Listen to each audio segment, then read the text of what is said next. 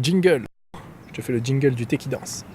Jingle du thé qui danse. Jingle du thé qui danse. Ce type est absurde. La question suivante, c'est Lola. Lola qui me soutient depuis le début. Tu as des projets pour la suite ou tu marches un peu au hasard? En tout cas, tes posts font rêver.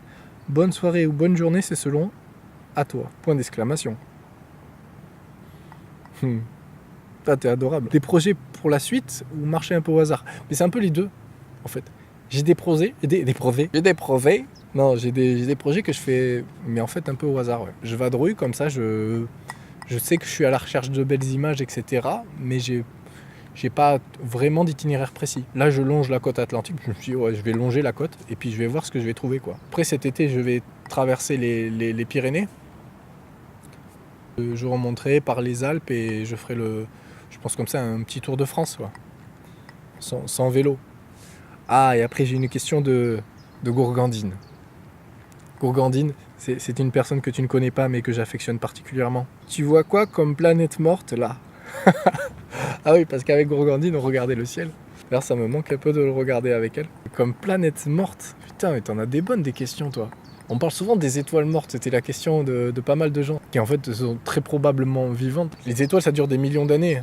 Elles sont qu'à quelques milliers d'années-lumière si on les voit à l'œil nu. Donc le temps qu'elles meurent, crois-moi, tu seras mort en fait. Il y a très très peu de probabilité pour que en fait, une étoile soit morte et que tu la vois. Même si physiquement c'est possible, c'est très très très peu probable. Depuis le début de l'humanité, on n'a jamais noté dans les écrits de qui que ce soit, même des Égyptiens ou quoi, une étoile qui brillait et qui d'un coup s'arrête. C'est jamais arrivé. Genre il n'y a jamais une étoile qu'on voyait comme ça tous les jours et qui d'un coup s'est arrêtée. Ça, voilà. Mais c'est possible.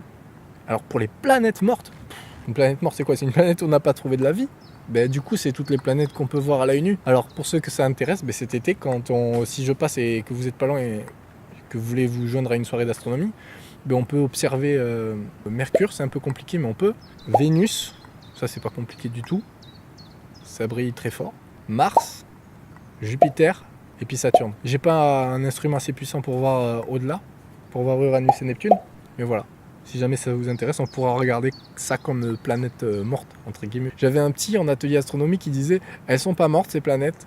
Tant qu'on n'a pas soulevé chaque caillou pour vérifier s'il y avait dessous, on peut pas dire qu'il n'y a pas de vie. » Donc ces planètes peut-être mortes, voilà, on pourra les voir. C'était la dernière question. On a peut-être eu d'autres depuis que j'ai fait la vidéo.